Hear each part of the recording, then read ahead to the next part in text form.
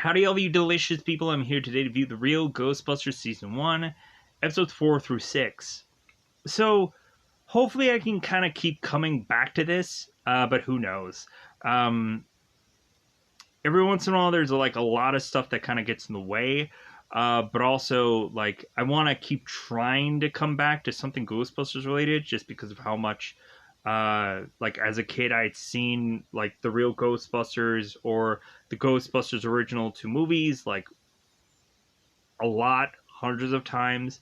So like I really just want to go on and at least go into the Halloween door because I've seen it 100 times, to the point of the one line that I actually liked the most from that whole episode, when we have like Ooga Booga, he's coming back to town, and we go on and just have like, you can't, I guess you really should stay 10 feet back while watching TV, and so on and so forth. We are now in charge. The Halloween deal has been broken, and now we are back to stay. Get used to the idea, folks, because it's fun, fun, fun. So long for now, and have a pleasant day. That's the whole thing of which the Ooga Booga states on the TV.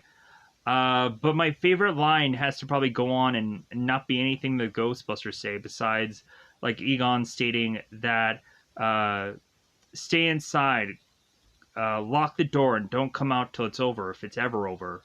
The one line that is my favorite is, listen to that sound, quiet as a test tube, for weather. For weather? What the? That is my favorite line of that episode. That's the one that I like the most. But so anyways, I hope to go on and get to the Halloween door and just like probably talk about that forever. But anyways, let's go on and talk about these 4 episodes, because maybe there's probably a hesitation of why I'm probably not getting to these so quickly. We of course have episode 4 being Slimer Comes Home, which is honestly, to me, not a good episode. I don't really like it, simply because we focus on a very goofy Slimer episode that is to have Slimer just run away from the Ghostbusters, and all the Ghostbusters are trying to search for Slimer, desperately need him for some goofy reason. And we also find out that it's Winston's birthday in Slimer Comes Home. Or Slimer Come Home. So yeah, like, interesting things within that episode. We also probably have my favorite thing, which is the main poltergeist ghost, like the big top hat, weird looking poltergeist ghost. I like him, in all honesty, because Gahosh, or Gosh, whatever, how do you pronounce that? The top-hatted poltergeist ends up getting reused in the intro to the Extreme Ghostbusters theme for every episode, and I was like, all right! Like, I would go through the Extreme Ghostbusters intro and just be like, oh my god, yeah, that's from the other show. That's from Real Ghostbusters. They just added all those things in, and they were never going to incorporate it into the other show, because they just made the intro with the thing of just like, well, like, let's copy and paste from the other thing, from all the other ghosts. Or maybe just they asked everybody like what their favorite like episodes were, and then they'd put the ghosts into those episodes. Or maybe there was like some payments going on from like, okay, we have to pay this person, pay that person to use these monsters. But I liked how they used like Sam Hain and all those kind of things and used them. That was cool. But so now going into episode 5, which is Troll Bridge, like, I think this episode is really interesting visually. But now when I also am to look at this episode, we, of course, have Troll Bridge being fairly similar to Slimer Comes Home. It's almost a fairly similar episode. And so we also have the troll the whole time saying party, and like that's it. Like that's all it states. throughout the whole thing. And then Peter's like, "No, I'm sorry, kid." Like, "No, you can't party, lasagna." I hate Mondays, so no. But the best thing about Trollbridge, there is an interaction between both Egon and Peter when Peter is starting to get winded after running. That part of this episode is the best thing about what I've seen so far, as far as interactions with the Ghostbusters. When Egon is talking to Peter and slamming him about, like, "Hey, well, you should probably get into better shape." And then Peter ends up slamming him about, like, "You know what? I hate everything about you. Like, I hate you. I hate your family. I hate your..." Like, that was the funniest thing. I loved that. That was great. But the episode was just really almost bad. The episode, honestly, was just so almost bad. And so, but then we end up getting to Boogeyman Cometh, which so much about this episode I thoroughly loved. How we go on and we have both Winston, we have both Egon that are just like, "Hey, like, we want to get this thing, like, we want to take it down." We have Egon with this whole past about the Boogeyman, and so he's like, "I want to make sure we're gonna take this guy down." It seems that Egon is to have, like, a vendetta or an agenda or whichever, and that's cool. We also have Winston that comes in and is to kind of double check on the kids, and then we also end up having to play up to the fact that Ray is just a big, massive child.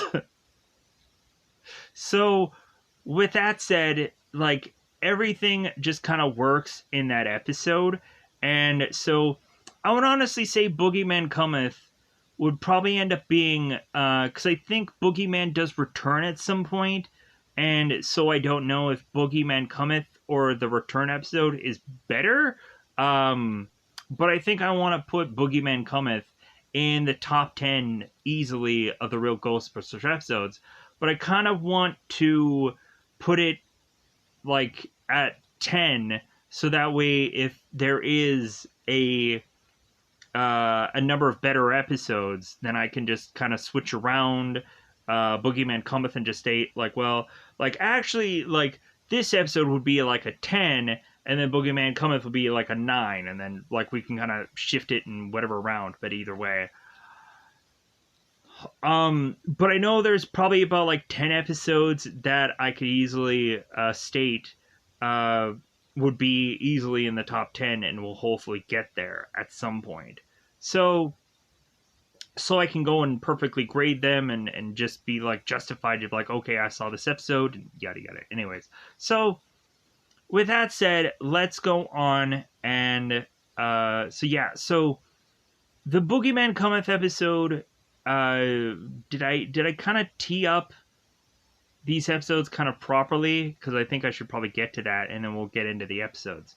So Slimer Come Home is Winston's birthday, is to be dealing with poltergeists that seems to be unusually strong poltergeists that are kind of leaving their specific home to haunt other locations. We have the Ghostbusters trying to figure out how to beat the poltergeists in this episode, but it seems these poltergeists are unusually strong because they are collectively having one big massive poltergeist who is Gahash, who goes on to collect all of these smaller ghosts, which makes it even stronger.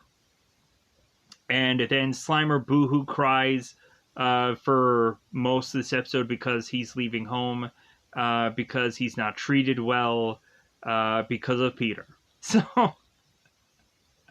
yeah, that's the crux of the whole thing. And then all the Ghostbusters are outside while it's raining, and all of them are trying to look for Slimer. That's the basis of Slimer Comes Home. That's almost spoilers. So, Troll Bridge, we go on to find that there is one Troll Bridge that is to separate from the pack. And so we have all of these trolls that go on to the Brooklyn Bridge to then start attacking it.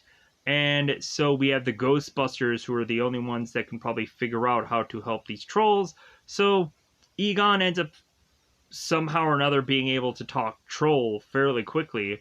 And so Egon is to realize that the trolls have lost one of their members, and so the Ghostbusters have like 12 hours to be able to find this troll. And so we have them kind of chasing and trying to find this troll because we have these fireflies that may come and destroy New York City. So then we end up getting Boogeyman Cometh. Boogeyman Cometh, great episode. I love the Megan and Kenny, the two little kids that are just like, hey, like, here, Ghostbusters, here's our piggy bank. Can you come and help us? And the Ghostbusters are like, well, like Peter's like, well, our fee is like $1,500, but like I think we'll go on and take some consideration into account. So, we have the Ghostbusters that go on to look into this case and look into the closet, and we come to find out, have the boogeyman come out of the closet. We then have Egon, who is to remember the boogeyman, and we have the boogeyman that's like, I remember you. And so we end up having them kind of blast the boogeyman. The proton beams don't really have much effect on this thing. And so we finally end up having the Ghostbusters with the Ghost Bomb. The Ghost Bomb ends up making a debut in the early part of the show. And then at some points, they end up using it later on at certain points when it feels that they need to just kind of like neutralize something instead of just going on and blasting it and trapping it. Funny thing of it is, I don't think much of Extreme Ghostbusters, like, they rarely went on to like build extra gadgets to like use. Like, I don't think there was ever like much of like a ghost bomb or anything like that used. Maybe there was a lot of people like that had clear consensuses of like, dude, we're never gonna go on and have like a ghost bomb. That seems just too bizarre or too weird. But hey, like, we do have some interesting ways for them to have gone on and defeated their monsters in Extreme Ghostbusters, much more so than in this, the real Ghostbusters. Because I think every one of them, there was like some kind of trick of defeating the monster.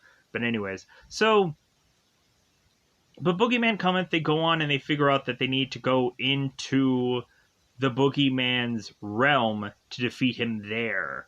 And so I was like, okay, that's an interesting idea. And they kind of blast a hole into like they keep a hole like kind of going in the Boogeyman realm, and it kind of reminded me of like the Night Game episode where the Ghostbusters kind of blast their way into the dome, and then they kind of run in there. And then we of course have like the Winston Night Game episode where no one can be neutral and yada yada yada. Anyways, so with that said, let's go on. Let's double five this bad boy up. Let's just get into spoilers because I've already technically talked about these episodes so much. So, and for also 13 minutes. So let's go into spoiler time. Spoiler time, it's about the time you can spoil these episodes. Hopefully I'm going to like kind of bash them out fairly quickly in all honesty because I realize that I have about less than an hour to talk now. So let's go on and let's talk about these episodes. Slimer, come home. I freaking hate this episode. Maybe I shouldn't have said frickin', but, like, you know what, no. This episode is too mushy. Like, no. I don't like this episode. So, we go on, and so at the very beginning of this, we have the Ghostbusters who are all driving in Ecto-1, and we have both Peter and we have both Ray that are talking about, like, well, hey, hopefully, like this came at a perfect time, this call, because of course, like, we're prepping everything for Winston's birthday, and so the Ghostbusters end up going out to deal with this poltergeist call. We have Egon who ends up stating that and I'm not quite sure if this is the one where Egon goes on to have the guys need to like drive the Ecto-1 in certain directions, left, right, left, left, right. And then so Peter is like, hey, do you think you could give us a better heads up? And so like Egon's like, left, right, left. So we go on, and so these guys are driving like crazy. And so they're finally like, okay, like, where should we go next? And then there's a number of people that are all running from one direction, and they're all just like, well, I guess we're going there now. And then Egon states it's like, oh, we go that way. And then the rest of the Ghostbusters already know where to go, and they're just like, wow. Egon's like, wow, they're fast. So we go on to have the guys all make their way down this location, and we have one of the poltergeists who kind of like open this one trash can, and so we start to see some like ghosts kind of popping out of nowhere. But so finally the ghosts all go on, or the poltergeists all start to appear, and Egon ends up telling them, it's like, well, hey, like the poltergeist can't hurt you, and so like, hey, like kind of don't worry about this. But come to find out, we all of a sudden have all these trash cans that are all stacked. And they're like, well, I guess trash cans can hurt you. So we all of a sudden have the trash cans that all get stacked, and they kind of come flying. And so Egon ends up stating like, well, hey, we should run away. And Peter's like, no, let's just blast them. So they blast them, and all of a sudden all of the trash comes flying at them. And then they're like, well, I guess that was a mistake. So bizarrely, we had Peter who saw some Western or whatever last night, and he just thought like to shoot him, and then like it would be fine. So instead, they end up getting a face full of trash. So we have the Ghostbusters that end up seeing the Kahash, the top hat, poltergeist, and so he ends up like starting to I think he ends up starting to consume some of the poltergeist, and then they end up figuring out like why these poltergeists are so absurdly strong, because of course we have this one poltergeist who is kind of collectively like taking control of them. So the poltergeist ends up running off, and so they can't find the poltergeist, so they're just like, well, okay, like I guess we're just gonna make it back home. So we go on to have the guys coming back home, and they're like, well, hey, do you think that it's all ready? And they're like, yeah, I think it might be. So we go on to have Winston, who comes into a very dark firehouse. And this is actually to be fairly similar to the Egon episode, where Egon ends up walking into the firehouse, and all the rest of the original Ghostbusters appear in Extreme Ghostbusters and are to surprise Egon because they've all come back. And like, so this is kind of very reminiscent to those two situations. So Winston ends up coming in, and it's a surprise birthday party. Everybody has surprise hats. Slimer ends up grabbing Winston's hat and tossing it on his head. So Winston's like, oh my god, like you guys went and did this, oh my, wow, yeah. So come to find out, Winston is to get his favorite cake, this kind of blue cake of sort. So Winston's in heaven, he's like, great, like you guys got my favorite cake, you realized it was my birthday, and then all of a sudden Slimer goes on and eats the whole entire cake. And then we then go on and have Winston, who's just like, well, like, you know what, like, it's the thought that counts, guys, like, I get it, like, I really wasn't hoping for much anyways, and so we then have Peter just go off on Slimer, because it's like, man, he just eats everything that isn't nailed down, and, like, Spud will never learn, yada, yada, yada. So Peter just goes off on Slimer to the point of just having Slimer walk away, or or slime away, I guess, really should be the thing. Float away. And so Ray ends up telling Peter, it's like, Peter, stop. And then Peter's like, what? Like, the ghost doesn't have feelings. And Ray is like, I don't know. Maybe he does. And so we then go on to, of course, have Slimer. And you know what? I would have loved if they would have narrated like Slimer writing this whole note out, and they would have done it in a much more like other voice and just been like, "Dear Ghostbusters," maybe like Morgan Freeman, a Morgan Freeman kind of voice. "Dear Ghostbusters, I am so sorry about all the pain that I have caused. I am leaving forever. Slimer." Green goop, green goop.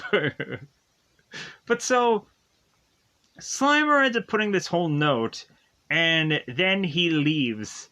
And so, we then go on and have Janine, who is kind of bringing all the guys in, and is telling them about this note that Slimer had wrote, and that he's very apologetic, yada yada yada. So we go on and are to have like both Winston, Ray, and Egon all going out and looking for Slimer. And like Peter's like, well, I'm not looking for him. Like, I don't like this Spud. And so he's just like, no, I'm just gonna chillax. I'm not gonna look for him. But then, so all of a sudden, we have Peter that is going out and looking for Slimer. And so Janine's like, oh, what are you doing? And Peter's just like, well, I just wanted to go out for a walk. And Janine's like, in the pouring down rain, Peter? And so Peter's like, yeah, like I just wanted to get some fresh air. And so Janine ends up telling Peter, it's like, well, hey, if you end up seeing Slimer, it's like, tell him we miss him. And Peter's like, okay, like I'll try to do something. So Peter goes out as well as the rest of the Ghostbusters to look for Slimer. We have at one point where bizarrely, like when like Egon separates from both Winston and Ray, he like starts walking, and we have this like one guy who looks like he's possibly in some like ruffians or whatever, in some gang of sort. And so we have this guy who's like, hey man, like, I'm willing to help you find whatever it is that you're looking for. And so Egon ends up going on to explain to this ruffian.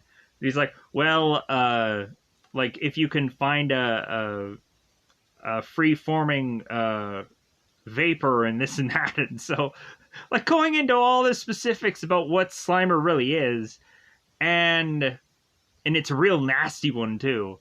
And so we go on and have this gang member that is a state that his mother told him to never go after anybody and try to mess with anybody that's crazier than him. And so like the ruffians just kind of walk away from Egon because he's too weird. So we have Egon, we have Ray, and we have Winston all calling out for Slimer. Slimer. It's quite a bit of the minutes of this episode is taken up by Slimer. So everybody's going on and looking for him. And so at one point we just have Ray, who sits down, and Egon is looking at Ray, and it's like, Ray, why are you sitting down here? And so Ray goes on to state that that maybe he's coming up with the idea that if he can just go on and sit at this one place, maybe everybody that he is ever to know is going to appear to him in this one location. Basically stating that it's sometimes if you just sit in one place long enough, you'll go on and find the one person that you were looking for, because it's the whole strategy of finding somebody and they're going through a number of different scenarios. So Ray goes on and sits, and Egon thinks that, like, okay, like, what you're doing is really illogical here, as if I'm referencing Spock. But so all of a sudden we have Ray that ends up seeing his second grade teacher, Mrs. Milliken, and so, and weirdly enough, Mrs. Milliken recognizes Ray. And so they end up waving at one another. Hey, Miss Milligan, like she was my second grade teacher. And so Egon goes on to look at Ray. It's like, one of us is going to need some vacation time really soon, Ray. Like, Egon is just like, I am just like, I'm done. I'm freaking done. Like, Egon's brain is just fried at this point. So we go on and have the guys continue to look for ghosts, for Slimer, and so they make the clear consensus of maybe they should be looking also for, like, the poltergeist ghost, because they're thinking that maybe Slimer might have gone on to connect with all those poltergeists, and maybe they'll have to go on and separate Slimer from the rest of those ghosts, or have to trap Slimer along with all those other ghosts. And so, come to find out, we have Slimer that makes his way around town to find a store that has cookies, and he's looking like, yeah, like cookies, or in the Slimer voice, cookies, wow. And but then all of a sudden, while Slimer is looking at cookies, we again have Peter, who is to mention, like, well, yeah, he eats everything that isn't nailed down. So Slimer's to go into, like, yeah, maybe I shouldn't eat, like, so much. So, like, Slimer just kind of walks off in sadness. Anyways, so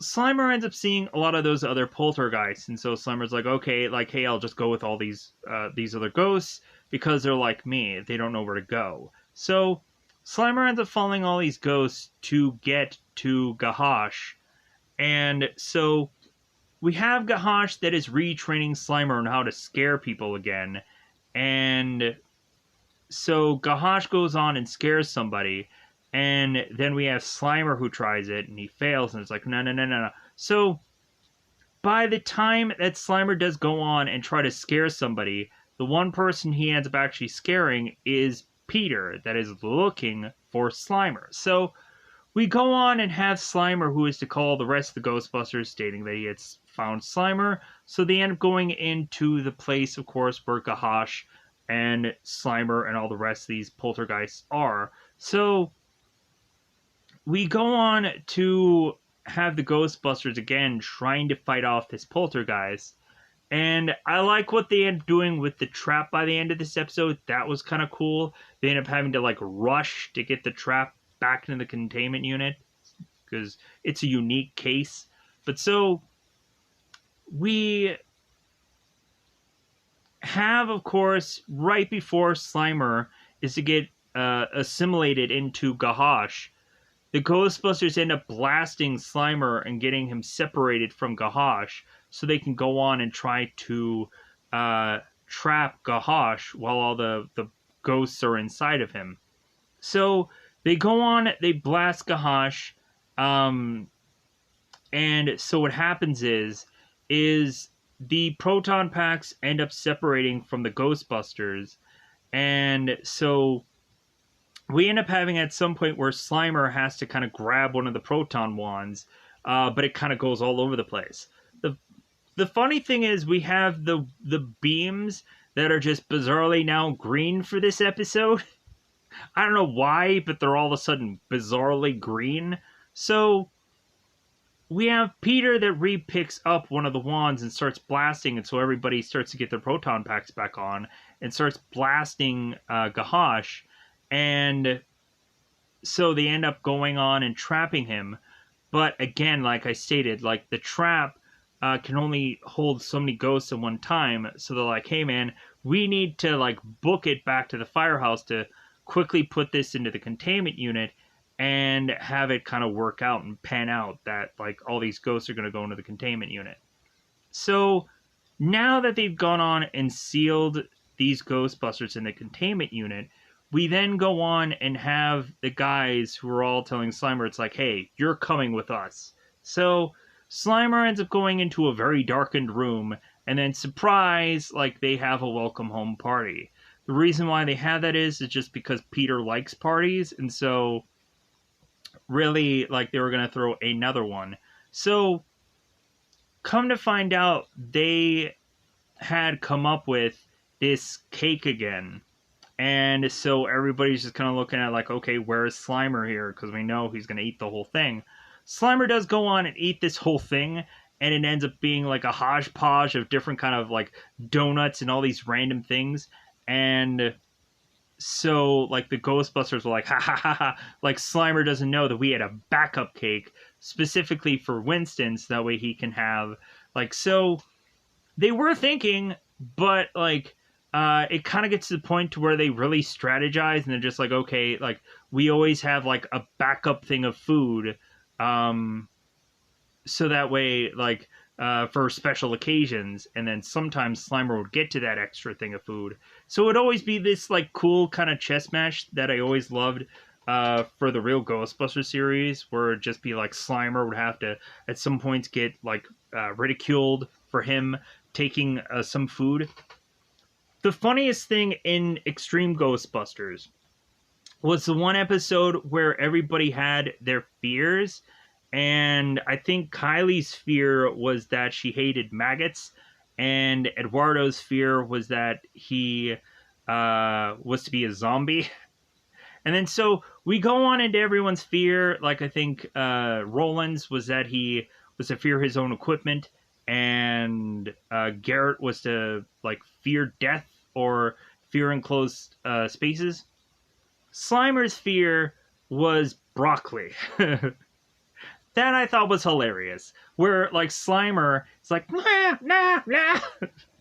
He's stuck in that one room with broccoli, and like he just opens this thing and it's just a thing of broccoli, and he's like, ah.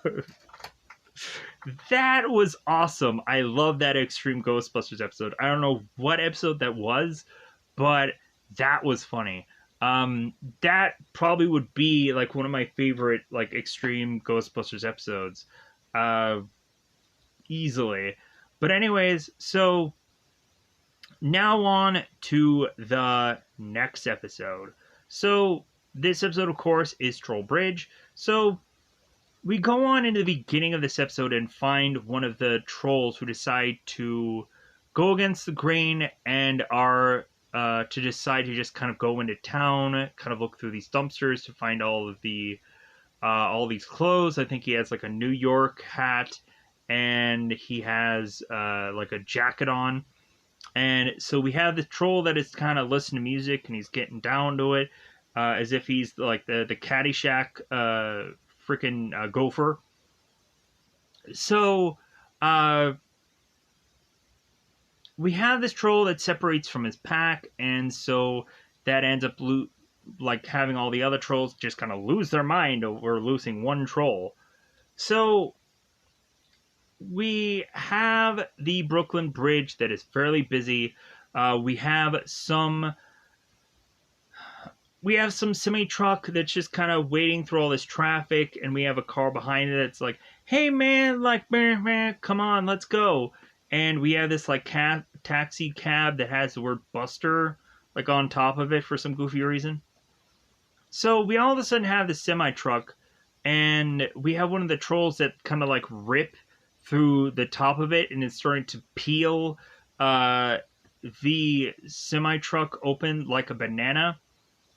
And then we go on to have this cab driver's like, what? What's going on here? And then his car ends up getting kind of like peeled like a banana also. So we all of a sudden start to see all the humans that are kind of running away from all these trolls, as the trolls are to create this big massive mound of all these cars in the Brooklyn Bridge. So we go on to have the Ghostbusters find out that the trolls are kind of getting loose on the town, as Janine is to show them the news. So we have some reporter named Fem Nashman, who is going on and desperately pleading for the Ghostbusters as if he knows that they're watching right now here on here on this channel. So we have Fem who's calling out for them, and so the Ghostbusters are like, well, I guess we should go, right? So we have the National Guard, I believe, that ends up coming out, or we have like this SWAT team of sorts that are trying to put tear gas and chuck it onto the trolls, which that does nothing. The trolls just kind of blow that away. And so the Ghostbusters end up going out there because no one else can fight this thing off. So the Ghostbusters are thinking like, well, hey, it seems like these trolls really like cars. Maybe we should roll the Ecto-1 out there and see what happens. And Peter is like, how about we not do that? How about that would be like a big, massive mistake? But so everybody is just stating like, yeah, let's go on and let's just bring the Ecto-1 out there. And like Egon is stating that like it's inevitable that that's like the Ecto-1 is probably going to get destroyed by these trolls. But like at least we should probably go on and probably try to talk to them. So Egon is rattling off this book like nobody's business. And for some unusual reason, it, I guess, is to come up with finding out about the proton packs, whether it's going to work or not against them.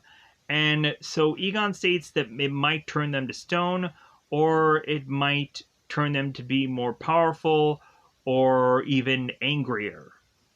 So the Ghostbusters are just like, well, what do we do then? So Egon learns how to speak troll to the head troll guy, who is kind of this kind of blue-looking, goofy-looking troll.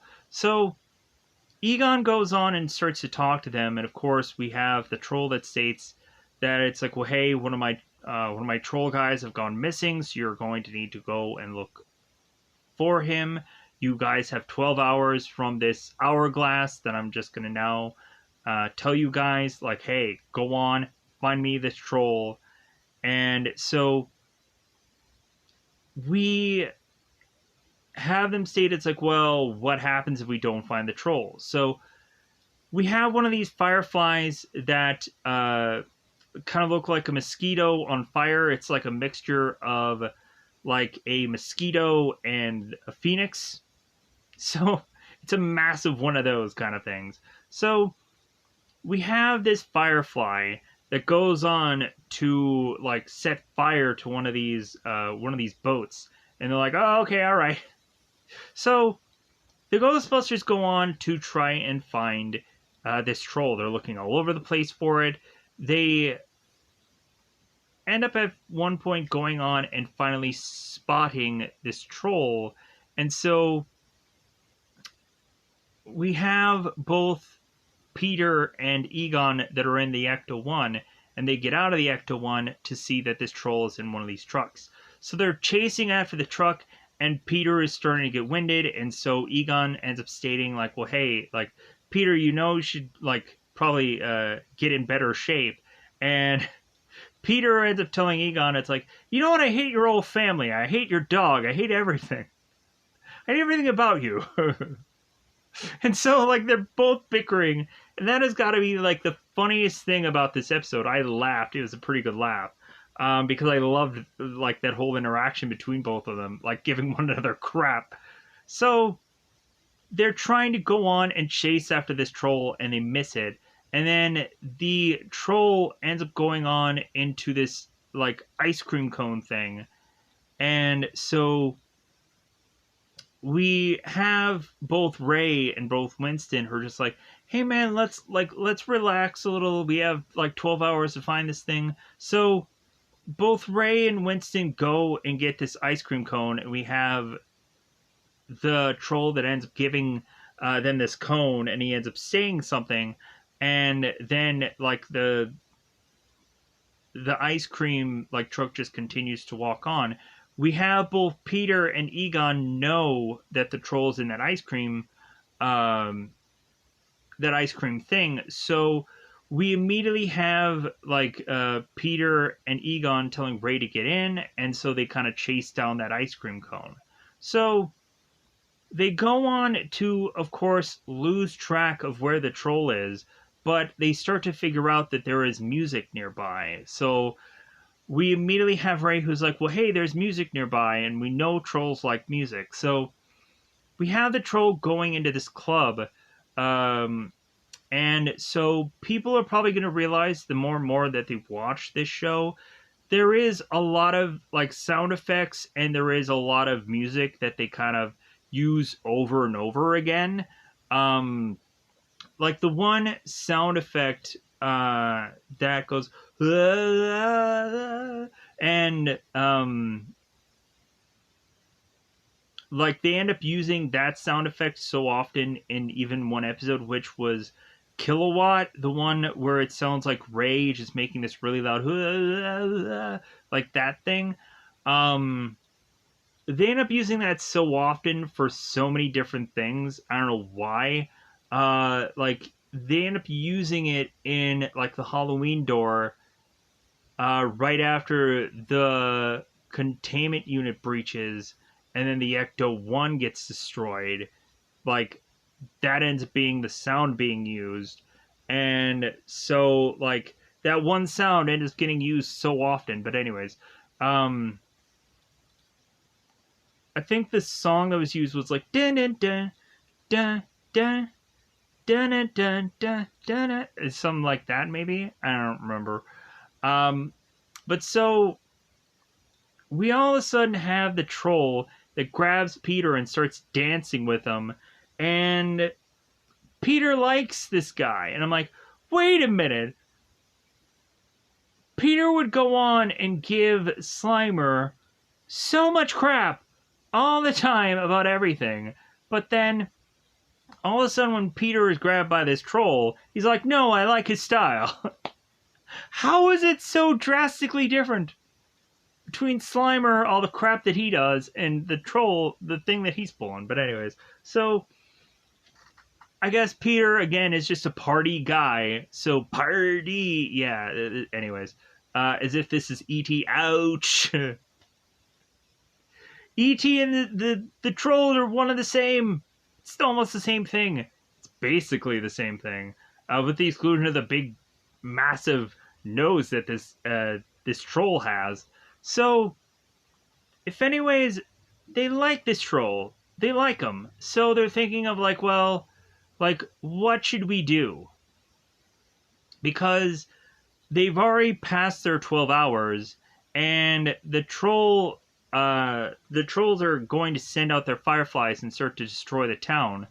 And we even have at one point where when Peter is asking Egon, it's like, well, what do you think that we can, what do you think we should do if we can't find this troll?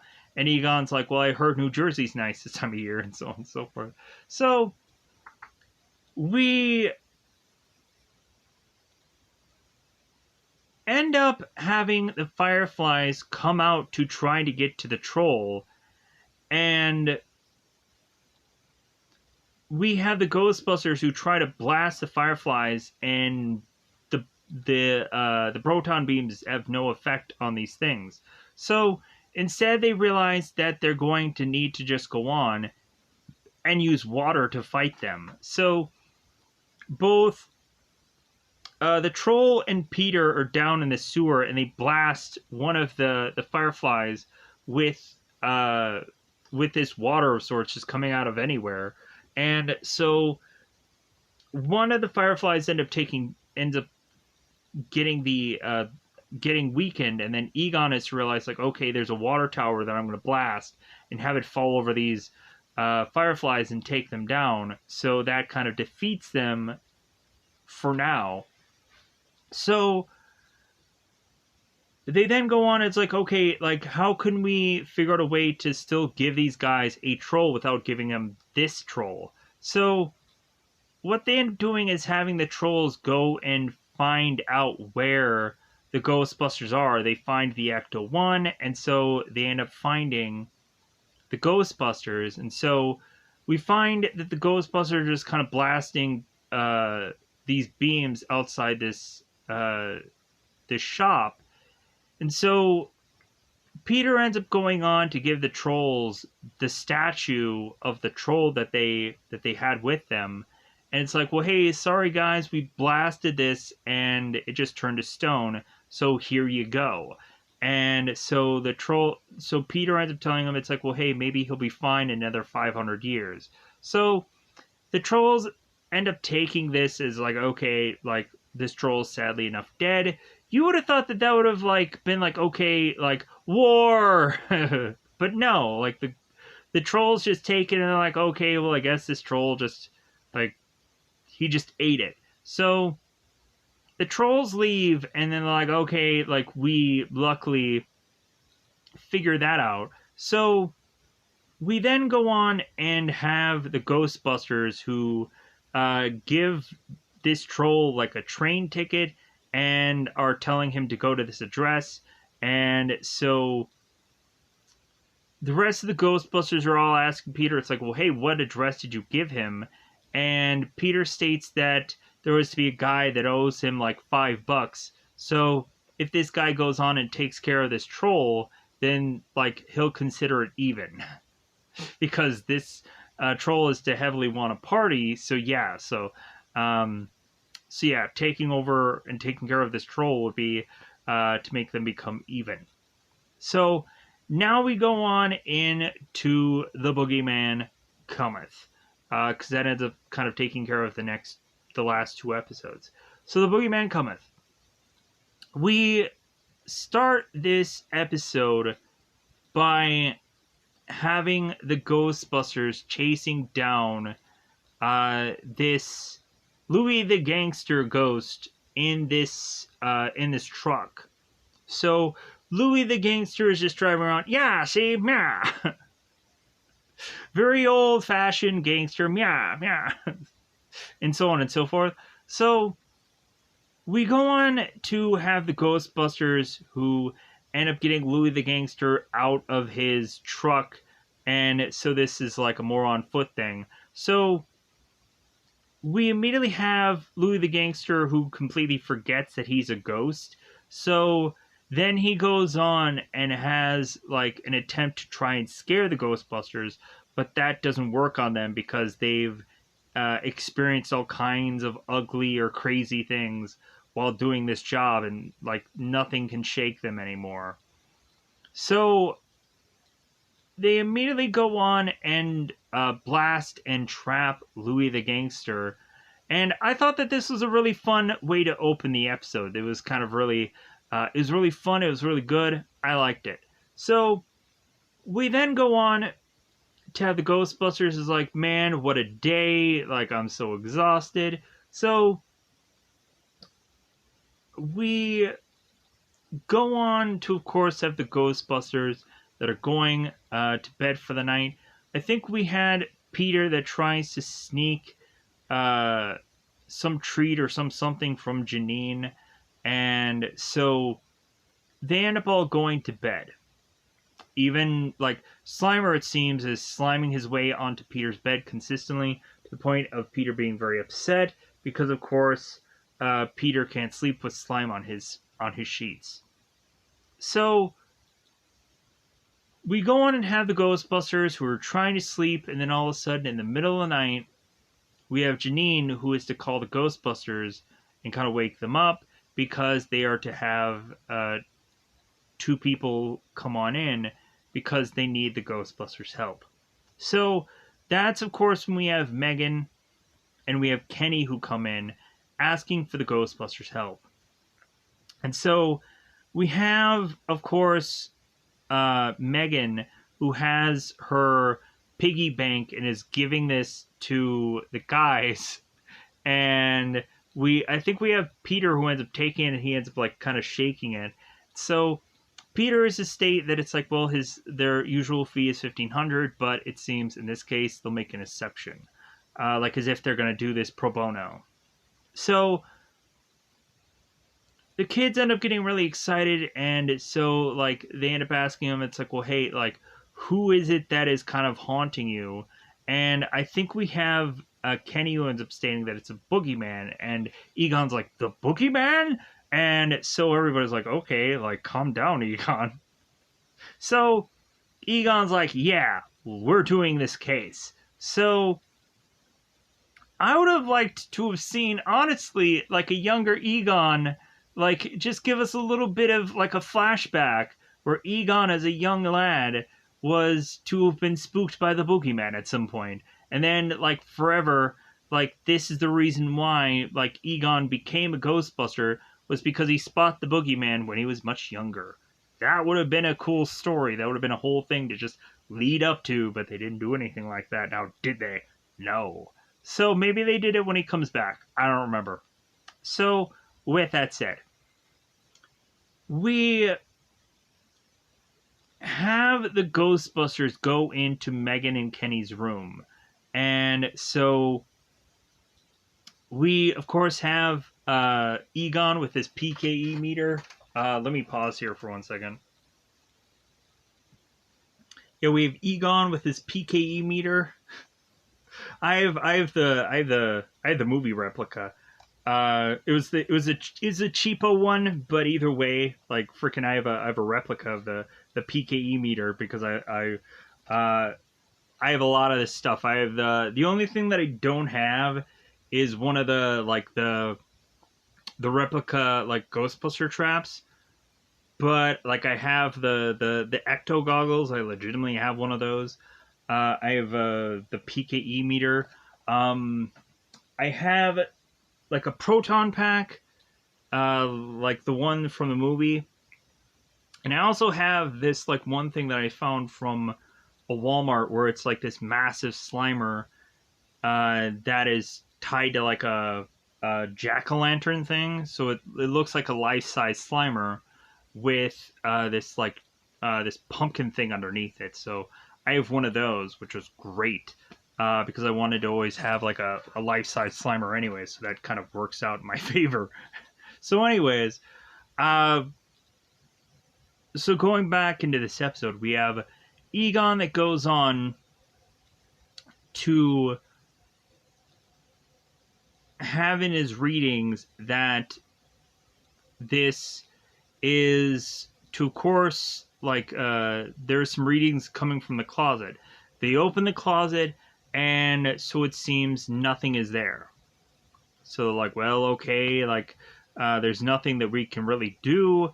But then all of a sudden we have this time that like rings on this clock, and then all of a sudden like the boogeyman just starts coming from the closet, and we all of a sudden have the Ghostbusters that are kind of caught off guard, and we again have Egon who's like, oh my god, the boogeyman. And so Egon is right in front of like everything, and we have like, it's kind of like the moment of Ghostbusters 2 where we have like Ray who's like right in front of the painting, and then Ray ends up becoming possessed by Vigo. And so they're like, Ray, we'd like to shoot the monster, please. If you can, just kind of move out of the way, Ray. And then, like Vigo turns and is like, and he's like, no, like, God, it's been so long since I've seen that movie. And then they end up like shooting Vigo, with the slime, and then yeah. Anyways. It's been a while since I've seen Ghostbusters 2, but I can probably remember a good portion of it when I'm to go on and ever see it again. So anyways, so we have Egon that's just kind of in the way, and so they go on to blast the boogeyman, and come to find out, like, the wands really aren't working on the boogeyman all that well. So they're like, hey, full stream it. Like, hopefully we'll just kind of push him back, because I don't think we're going to be able to trap this monster. I don't think it's going to be possible. So now, like, Egon's like, hey, we got to go after it. We got to defeat this thing because it's just going to keep coming after people. And they're like, well, yeah, but there's nothing we can do about it now. So we have the guys go back to the firehouse, and Winston's just like, you know what, I I think I want to go and find those kids again. I really want to just like protect them. So Winston is like, and this is so cool. Winston goes back, and coincidentally, both Megan and so this is so much like it's very similar to like Poltergeist in a way. So Megan and Kenny, we have Kenny that wakes up and he runs to Megan's bed, and then they're kind of both kind of bracing themselves. And we have the boogeyman who comes back and is like, ah, what a mistake that you made. Ah, I'm going to come after you now. And so Winston ends up seeing from like the window of their house that the boogeyman came back. And so Winston is blasting the boogeyman from the window, which is like, wow, what accuracy. And so Winston kind of pushes the boogeyman back into the window, pushes him back into the closet. And so we have both Megan and we have both Kenny that are like, oh, thank you, Ghostbuster. And we, of course, end up having Winston with the big line that always gets delivered, even in the, especially the Halloween Door episode where Winston goes on and says here, but it's more prevalent or more important in the Halloween Door episode, where Winston states, if you're not afraid, it can't hurt you. And so we go on and in the Halloween Door have like Ray state, it's like, well, if you're not afraid, it can't hurt you. That's why we play monsters every year, so we won't be afraid of them, and yada, yada, yada. That's the whole moral of the story for anybody dressing up in Halloween, is to like conquer their fears. So we have Winston that's just kind of waiting with Ecto-1 and the proton, his proton packer is and so we have Winston just kind of waiting things out to see if the boogeyman's going to come back in the next hour or so. So the Ghostbusters concoct this plan that Egon is going to try to match any of the PK readings with any known places that the boogeyman could have come from. So these guys are having this plan that they want to go on and find a PKE reading that matches some closet of any hotel and any other places, and they couldn't find one. So they end up finding like the crappiest hotel, and this woman's like, well, I want like $1,500 a night. And they're like, really? For this dump? All right. So because Egon ends up saying yes to it when Peter's like, I want to try to get the price down. But Egon ends up stating that they ended up having a reading in this room. And so they're like, okay, like who's going to go on and be like somewhat like a kid? And so when they end up tossing all these stuffed animals into this room, we immediately have Ray, who knows what one of the stuffed dogs is, and he's like, oh yeah, this is this dog. And like he starts hugging onto it, and they're like, perfect. Sold. Here's the thing though, I think the most iconic image from the Ghostbusters is the one where Ray's sleeping and he has that little like stuffed Stay Puft Marshmallow Man in his arms. That's like so iconic from this series, or from the real Ghostbusters. Like, I technically always wanted to find like a massive kind of Stay Puft Marshmallow Man to just kind of like recreate that whole kind of thing, but I could never find like the right size of it, or I could never find the right like proportion of whatever. Like, I did find like one at one time, but it just like wasn't big enough to my liking. Weirdly to state. So it like was as big as the one that like Ray had. So it was like, like I still gotta be on the hunt to eventually find like a really big Stay Puft Marshmallow Man. That doesn't look like too goofy, but still. Anyways, so we have Ray who is sleeping, and so before like Ray is trying to act like a child, so he's just treating Peter like crap. So Ray goes on to ask, like, Peter, it's like, hey, Peter, tell me a story. So this is just like Eddie Murphy from, God, what is it? The 48 Hours movie? Where he's like, hey, tell me a story. So we have Peter that's like, okay, I'll tell you a story about four Ghostbusters that one of them couldn't sleep, and all the other Ghostbusters wanted him to go to sleep because, like, we need to do our job, and then the end. And so Ray ends up also asking Peter, hey, I want a glass of water. So we go on, and so Peter, I think, is talking to the rest of the Ghostbusters and just like, God, he's just a pain.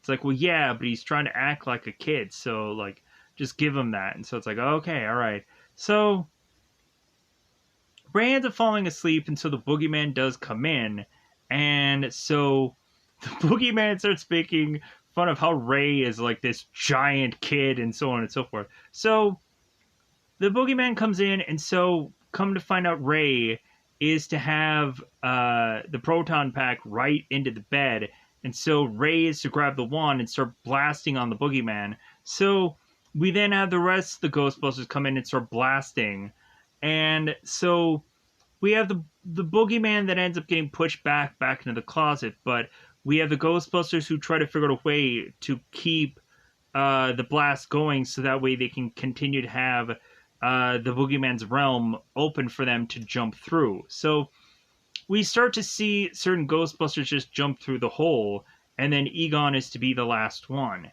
So we then go on and have the the Ghostbusters one by one start to all try and get in here to the boogeyman's realm. And so we of course have also, I have to set up some things also.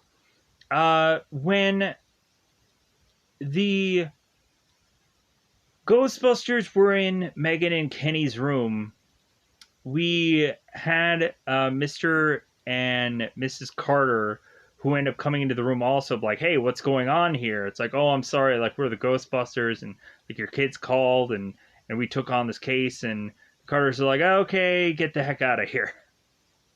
But so we also have to set up the ghost bomb that that Egon had concocted, and so, like, well, hey, like, we can now, like, test to see if this ghost bomb is really going to work. So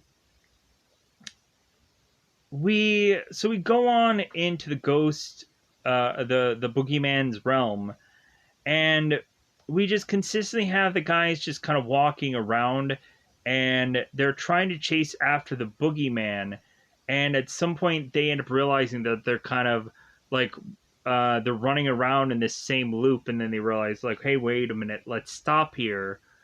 Like, we, like, should probably figure out where we're going, because it feels like we're going in circles. So we go on to finally have the Ghostbusters in this realm find out where the boogeyman is and just start chasing after him. And so the boogeyman starts to go through a number of kids' closets. And so the boogeyman is running out of this room, and we have one of these kids that are like, yeah, like, because the kid is seeing all the Ghostbusters, and so the kid's like, yeah, Ghostbusters, get the boogeyman, get him. And so we have all of the Ghostbusters and the boogeyman just kind of chasing after one another. And we have these parents who are just like, well, like, you decided to live in New York, so, like, that's what you get. So we have the Ghostbusters that are just chasing the boogeyman down in and out of his own realm, and so on and so forth. So we go on to finally have the Ghostbusters that are with the boogeyman, and so the boogeyman is teasing Egon that he's going to go back after both Kenny and Megan. He's going to come after them again. And Egon's like, no, you're not going to come after anybody ever again, because now Egon is to have his stand, because Egon is to now throw away all the proton packs and the ghost bomb and put them all together to basically nuke the boogeyman's realm. So now Now that the Ghostbusters don't have a weapon on them, we now have Egon that's like, well, hey, I'm going to fight the Boogeyman, and you guys can try to get the heck out of here. I'm going to fight the Boogeyman because, like, I want to make sure that he does not make it out of here. So we, of course, have all of a sudden, we have both Megan and we have both Kenny that they make it out of their closet to go and fight off the boogeyman themselves, because if it's not afraid, it can't hurt them. So the kids end up having these marbles, and they toss it onto the ground. So boogeyman is starting to walk up to the kids, and all of a sudden he slips and he falls on the marble. And here's the goofy thing. So Kenny and Megan have these marbles, and the funny thing of it is we had Peter and we had Janine. And the one thing that Peter tries to grab from Janine is this grape. And so this grape and this marble look the exact frickin' same. But they're two different things. One is a grape, one is a marble, but they look the frickin' same. But so we go on to have the boogeyman slip and fall on these marbles, and Egon's like, here, this is the opportunity. Get the heck out of here. So well, like, the boogeyman is like a turtle, and he's, like, trying to get back up again. And plus, with the boogeyman having such a massive head, I'm sure it probably was a deterrent of him trying to get back up again. So, because Egon is telling him they probably have mere seconds before, like, this world explodes and whatever. So, Egon takes, the rest of the Ghostbusters, takes the kids, and just runs back into both Megan and Kenny's room. And so we have Mr. and Mrs. Carter that kind of run in the room like, hey, what's going on? And they're like, hey, duck for cover. And then there's this massive explosion that comes like barreling out of this closet. And so now all of a sudden we have to naturally assume that the boogeyman is no more, but again, we probably have a time where he returns. I don't remember what season, what episode, but I think he returns again. I don't remember where, but I think it happens. Plus also, I think it's great whenever they go on and have a really good monster that they have at some point write it in that they do return with it. Because I think there's a lot of times where you should use certain things on like countless episodes. Like Stay Puft Marshmallow Man ends up getting used so often into this show, and it's always fun to have that kind of character being used.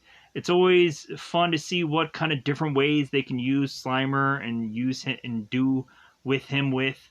As long as it's not a completely focused Slimer episode, then I'm gangbuster. It's good to see how they are to try and shift and change and try to beat a monster in different interesting ways. But anyways, I think I'm just gonna go on and get out of here because I don't remember anything left after the whole explosional thing.